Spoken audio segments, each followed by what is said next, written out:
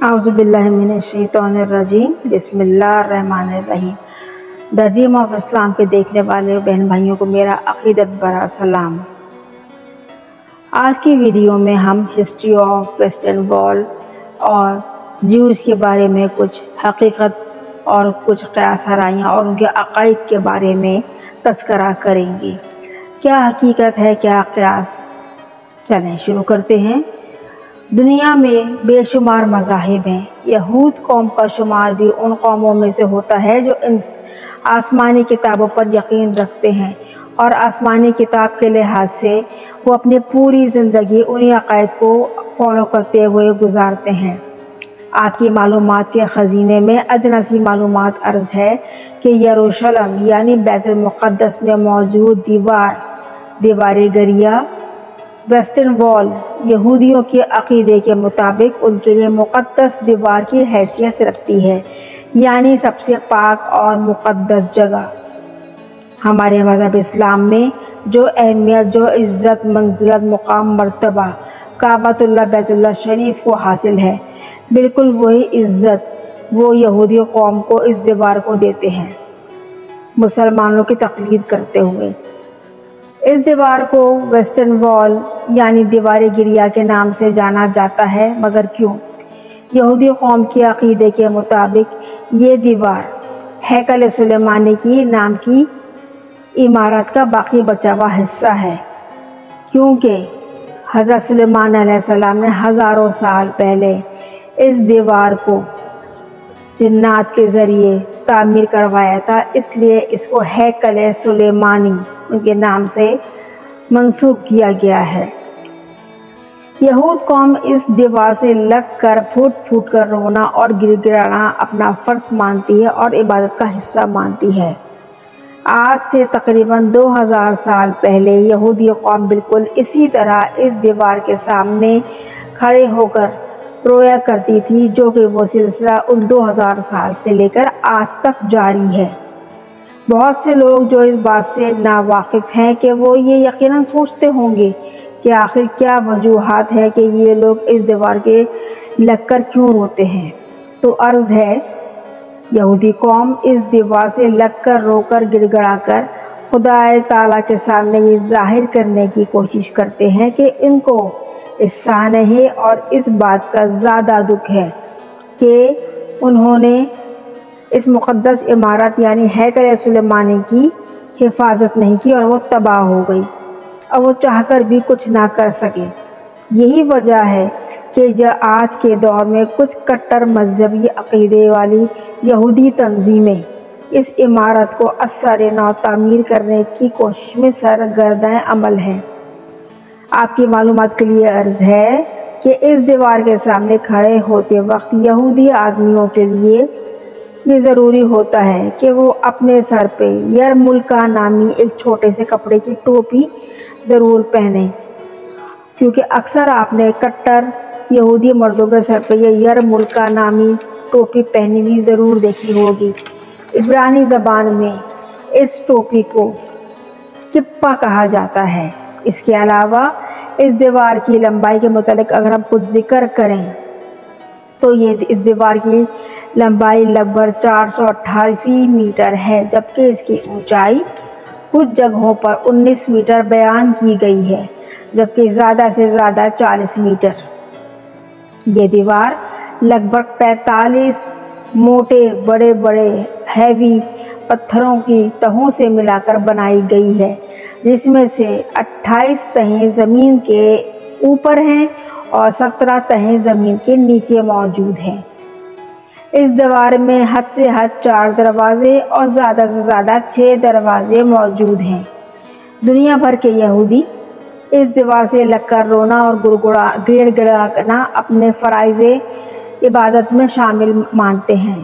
اگر دنیا کا کوئی یہودی اپنی ذاتی مجبوری یا ذاتی محدود ذرائع کے ہونے کے باوجود اس دیوار تک نہیں پہنچ پاتا تو اس اسرائیلی گورنمنٹ کی جانب سے 24 گھنٹے اس دیوار کا منظر لائیو ٹیلی کاسٹ کیا جاتا ہے، یعنی اب ہر ایک یہودی دنیا کے کسی بھی کونے میں بیٹھ کر اس دیوار کو آن لائن نہ صرف دیکھ سکتا ہے بلکہ گڑ گڑا کر گریہ زاری بھی کر سکتا ہے۔ وہیں دوسری طرف مسلمان اس قدیم دیوار کو بھی مقدس مانتے ہیں، لیکن وہ کسی اور بنیاد پر، اور وہ بنیاد یہ ہے کہ وہ اس دیوار کو دیوار براق کے نام سے پکارتے ہیں اور مسلمان اس کو عزت دیتے ہیں۔ مسلمانوں کا یہ ماننا ہے کہ جب نبی آخر الزماں حضرت محمد صلی اللہ علیہ وآلہ وسلم سفر معراج پر روانہ ہو رہے تھے تو یہی وہ مقام تھا کہ جہاں براق نامی سواری معراج پر لے کے جانے کے لیے ان کی منتظر تھی، اور پھر انبیاء کرام کو نماز کی امامت بھی کروائی۔ یہی وہ وجہ ہے کہ مسلمان اپنے عقیدے کے لحاظ سے اس دیوار کو مقدس مانتے ہیں۔ مسلمانوں میں بھی اس دیوار کو بہت اہمیت دی جاتی ہے۔ یہودی مذہب میں بہت سارے فرقے ہیں، لیکن وہ ایک ہی عقیدے پر قائم ہیں کہ دیوار گریہ ان کا مقدس اور مذہبی دیوار مانی جاتی ہے۔ مگر یہودیوں کے مطابق ان کے دین کا سارا دار و مدار توریت اور تالمود نامی اس کتاب کو فالو کرنا ہے، کہ جس کو یہودی اپنے لیے نہ صرف مذہبی مقدس کتاب مانتے ہیں بلکہ توریت کو سب سے قدیم آسمانی کتاب بھی مانی جاتی ہے۔ توریت قدیم عبرانی زبان میں تحریر ہے اور یہودیوں کی روایتوں کے مطابق یہ 5 حصوں میں منقسم ہے، کیونکہ ان کا ماننا ہے کہ یہ 5 حصے حضرت موسیٰ علیہ السلام پر نازل ہوئے تھے، کیونکہ توریت میں حضرت آدم علیہ السلام کی پیدائش، طوفان نوح کا واقعہ، حضرت ابراہیم علیہ السلام کی زندگی کے مختلف پہلوؤں کے بہت سارے واقعات درج ہیں۔ یہودی مذہب کے مطابق ان کے عقیدے کے اور ان کے روایت کے مطابق اللہ تعالیٰ نے حضرت ابراہیم علیہ السلام سے یہ وعدہ کیا تھا کہ اگر تم میری عبادت و اطاعت کرو گے تو میں ان نسلوں میں سے بڑی بڑی قومیں پیدا کروں گا۔ آج یہودی مذہب میں اللہ تعالیٰ نے ان کے احکامات کو کافی اہمیت حاصل ہے، اور یہودی بہت سے عقائد کو مانتے ہیں لیکن جہاں پر ان کے مفاد اور ان کے مقاصد شامل ہوں۔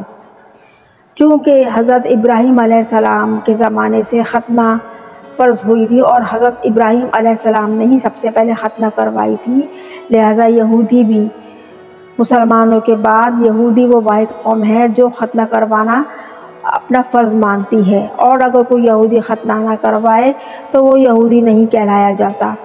مذہب اسلام میں بھی ختنہ سنت ابراہیمی کے طور پہ ادا کی جاتی ہے، کیونکہ حضرت ابراہیم علیہ السلام نے سب سے پہلے ختنہ شروع کروائی، لہٰذا یہودی بھی مسلمانوں کی طرح ختنہ کرواتے ہیں۔ اس کے علاوہ بات کریں ان عقائد کی اور ان کی عبادت کی تو یہودی دن میں 3 بار عبادت کرتے ہیں، جن میں صبح، دوپہر فرائض میں شامل ہیں جبکہ شام فرض میں شامل نہیں۔ اس طرح یہودی ہفتے میں کے آخر میں اپنی عبادت کے لیے 26 گھنٹے صرف کرتے ہیں۔ ان 26 گھنٹوں کا وقت اس وقت شروع ہوتا ہے جب جمعے کی شام سورج ڈھلتا ہے، اور یہ وقت اس وقت تک رہتا ہے کہ جب تک ہفتے کی رات کو 3 ستارے نظر نہ آ جائیں، اور ان کے 26 گھنٹوں میں یہ چولہا نہیں جلاتے، باقاعدہ عبادت کرتے ہیں۔ اور یہودی اپنی عبادت کرتے وقت اپنا قبلہ، اپنا سر یروشلم کی طرف رکھتے ہیں کیونکہ وہ اس کو اپنا قبلہ مانتے ہیں، اور اپنی اس عبادت اور دیوار سے گڑ گڑا کر اپنے مسیحا کو یاد کرتے ہیں، اپنی مدد کے لیے بلاتے ہیں اور جلد از جلد اس کے آنے کی دعا کرتے ہیں۔ کیا آپ جانتے ہیں کہ وہ کس مسیحا کو یاد کرتے ہیں اور کس مسیحا سے مدد طلب کرتے ہیں؟ وہ مسیحا دجال ہے، دجال جو مسلمانوں کا دشمن، دجال جو آ کے تباہی پھیلائے گا۔ جب یہودی مسلمانوں کے دشمن تو دجال کیسے مسلمانوں کا ہمدرد ہوگا؟ اور وہ دجال کے آنے کا شدت سے انتظار میں ہیں کہ دجال ہی ان کا مسیحا ہے۔ اسی طرح ایک غرقت نامی درخت، اس کو بھی وہ اپنا دجالی دوست مانتے ہیں۔ غرقت یعنی باکس تھرون یعنی دجالی درخت، جس کے بارے میں رسول پاک صلی اللہ علیہ وآلہ وسلم نے سختی سے کاشت کرنے کی ممانعت فرمائی تھی، کیونکہ یہ قرب قیامت میں جب مسلمان اور یہود میں جنگ چھڑ جائے گی، تو جب یہود اپنے آپ کو چھپانے کے لیے مسلمانوں کے غزو کو چھپانے کے لیے اپنے آپ کو چھپیں گے، تو یہ غرقت ہی ہوگا جو ان کو پناہ دے گا۔ اور وہ اس درخت کو اپنا ایمان مانتے ہیں، اور اس عقیدے کے لحاظ سے انہوں نے غرقت کے درخت کی اسرائیل میں پورے زور و شور سے کاشت شروع کی۔ 1990 سے غرقت کی کاشت میں بے تحاشا اضافہ نظر آیا، اور اس حیران کن بات کا اندازہ اب اس بات سے لگا سکتے ہیں کہ 2010 تک غرقت کے 40 کروڑ درخت اسرائیل میں لگائے جا چکے ہیں، اور جس کی تعداد اب تک کئی 100 گنا تک بڑھ چکی ہے۔ غرقت پر باقاعدہ منصوبوں کے تحت کام کیا جا رہا ہے، اور غرقت کے بارے میں میری پوری مدلل ویڈیو میری پچھلی ویڈیو میں شامل ہے۔ غرقت ہی وہ درخت ہے کہ جس کے بارے میں یہودی اپنا ایمان مانتے ہیں، اور غرقت کے اس دجالی درخت کی تشہیر کرنے کے لیے انہوں نے غرقت کے برانڈ کو بھی بہت زیادہ عام کر دیا۔ غرقت کے کپ، غرقت کی ٹی شرٹ، غرقت کے بیگز، غرقت کی گھڑیاں، غرقت کے پرفیوم انہوں نے پوری دنیا میں عام کر دیے ہیں، اور یہودی قوم پوری شدت سے دجال کے آنے تک اپنی پوری تیاریوں میں مصروف ہے۔ آئیے اب اس بدبخت اور اس ملعون اور اس فسادی قوم کی کچھ ایسی باتیں بھی شیئر کرتے ہیں جس میں ہمیں پتہ چلتا ہے کہ اس نے کتنی اللہ تعالیٰ کی نافرمانی کی۔ یہی وہ بدبخت قوم ہے کہ جس کو اللہ تبارک تعالیٰ نے بے شمار نعمتوں سے نوازا۔ اللہ تعالیٰ کی مگر اس قوم نے ہر دفعہ اللہ تعالیٰ کی نافرمانی کی اور کفران نعمت کر کے اپنے اوپر سے اللہ کی دی ہوئی نعمتوں کو اپنے اوپر واپس آسمانوں پر اٹھوا لیا۔ یہی وہ قوم ہے کہ جس نے سب سے زیادہ انبیاء کرام کو نعوذ باللہ تکالیف و ایذا دی، اور آج بھی یہ سلسلہ امت محمدی صلی اللہ علیہ وآلہ وسلم کے ساتھ جاری ہے۔ یہ قوم شروع سے ہی فسادی قوم قرار پائی، بدبخت قوم اور بدبختی ان کا مقدر۔ یہ قوم حضرت جبریل علیہ السلام کو اپنا دشمن مانتی ہے، اور نبی آخر الزمان حضور پاک صلی اللہ علیہ وآلہ وسلم کو اپنا آخری نبی نہیں مانتی۔ اللہ تعالیٰ نے اس قوم کو موسیٰ علیہ السلام کے طفیل فرعون کی غلامی، ظلم، بربریت و جبر سے نجات دلائی، اور ان کو دریا نیل سے ان کو بحفاظت اس کو کراس کروایا۔ مگر یہ قوم شروع سے فسادی اور دھوکے باز تھی، اور ہر بار یہ قوم اللہ تعالیٰ کے غیظ و غضب کا شکار بھی رہی، اور ناشکری بھی کرتی رہی، اور نافرمانی کرتی رہی۔ اس قوم نے معاذ اللہ انبیاء کرام کو قتل بھی کروایا۔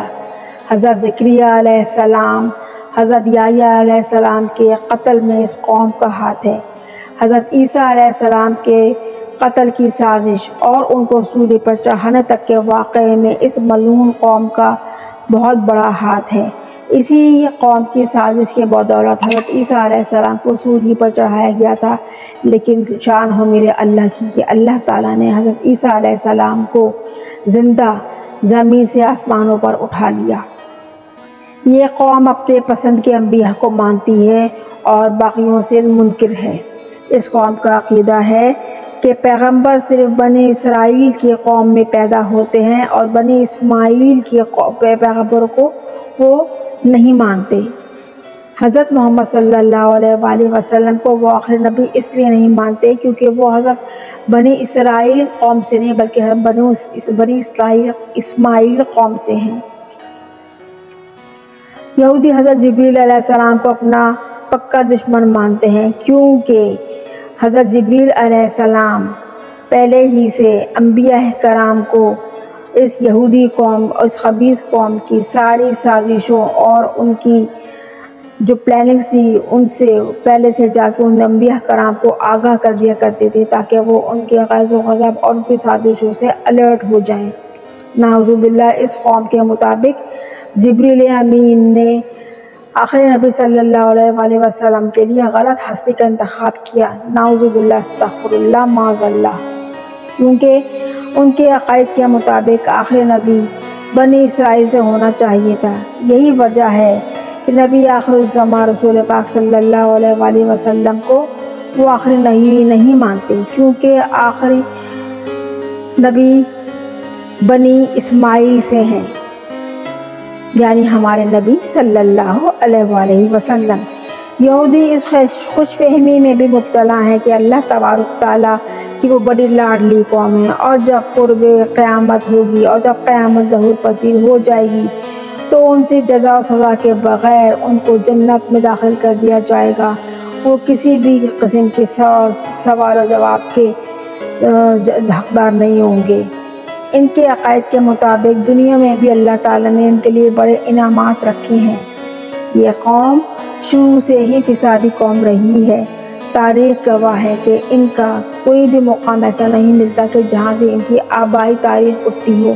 اس قوم نے ہمیشہ آبادیوں پر قبضہ کر کے لوگوں کو زبردستی نکال کے بے دخل کر کے ان کی آبادیوں پر قبضہ کیا ہے، جس کا سلسلہ آج بھی فلسطین کی صورت میں جاری و ساری ہے۔